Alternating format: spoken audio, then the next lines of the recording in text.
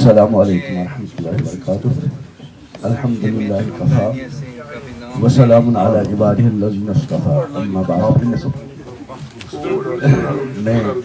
ابھی حاضر ہوا، اطلاع ابھی ہوئی میری موجودگی میں شیعہ برادری سے تعلق رکھنے والے دو اہم شخصیات نے جس انداز سے اپنے تأثرات پیش کیے اور حضرت صحابہ کرام رضوان اللہ علیہم اجمعین، ازواج مطہرات رضی اللہ تعالی عنہن کے مقدس ناموں کو بڑے احترام کے ساتھ انہوں نے یہاں پیش کیا. کاش کہ یہ سارا سلسلہ ہماری مشترکہ مجالس کے علاوہ جب ہم اپنی انفرادی مجالس کا انعقاد کرتے ہیں، اگر ان موقعوں پر بھی اسی ادب کے ساتھ، احترام کے ساتھ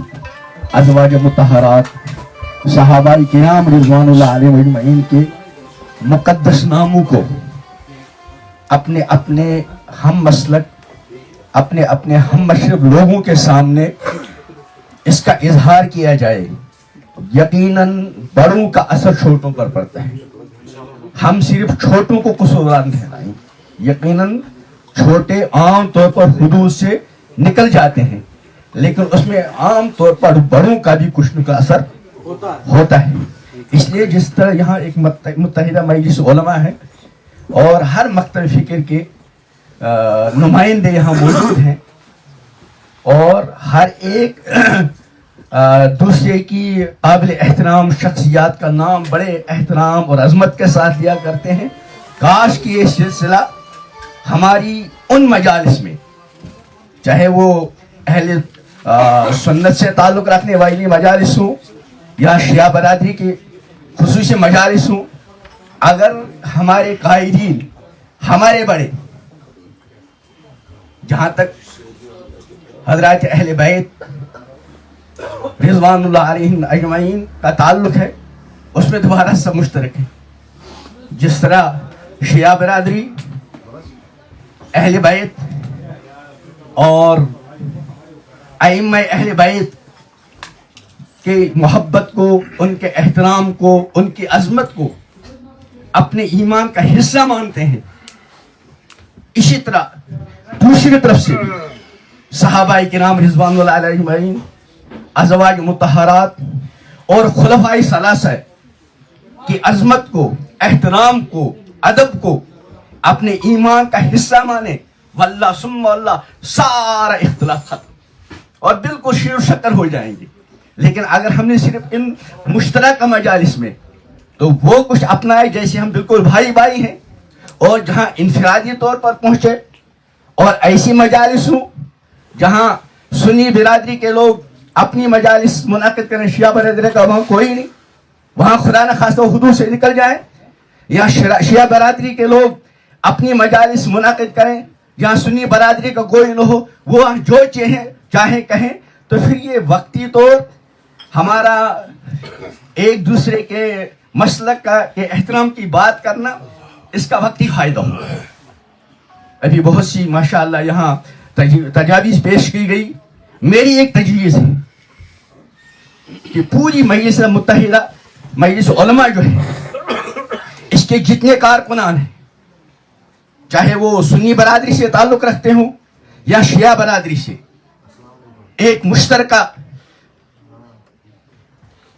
مضمون تیار کیا جائے جس میں اس بات کا اعلان ہو کہ اہل بیت، ائمہ اہل بیت، حضرات صحابہ کرام رضوان اللہ علیہم اجمعین، ازواج مطہرات اور خاص کر خلفائے اربعہ، ان سب کی محبت، ان سب کی عقیدت، ان سب کا احترام، شیعہ برادری ہو یا سنی برادری ہو، ان سب کے ایمان کا اہم ترین حصہ ہے. جو بھی فرد، جو بھی جماعت، چاہے اس کا تعلق سنی برادری سے ہو یا شیعہ برادری سے ہو، اگر وہ کبھی حضرات اہل بیت،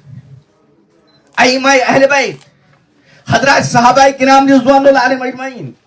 ازواج مطہرات اور خلفائے اربعہ میں سے کسی کی بھی شان میں گستاخی کرتے ہیں، ان کا ہمارے ساتھ کوئی تعلق نہیں۔ اگر ہم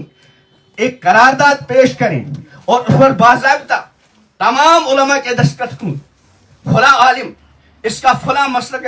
مکتب فکر سے تعلق ہے، فلاں عالم اس کا فلاں مکتب فکر سے تعلق، تمام مکاتب فکر جہاں موجود ہوں، ان کے صرف نام ہی نہیں بلکہ ان کے مسلک کا تذکرہ ان کے دستخطوں کے ساتھ ایک قرارداد عوام الناس کے سامنے جائے، اور ہم سب آپس میں عہد کریں کہ ہماری مجالس میں ان عظیم اور مقدس شخصیات کے خلاف کسی طرح کی کوئی گستاخی نہ ہو، تو امید ہے اللہ کی ذات سے اس کے اثرات ہر طبقے پر پڑیں گے۔ لیکن اگر ہم نے صرف ان مشترکہ مجالس میں اپنی عقیدتوں کا اظہار کیا لیکن پس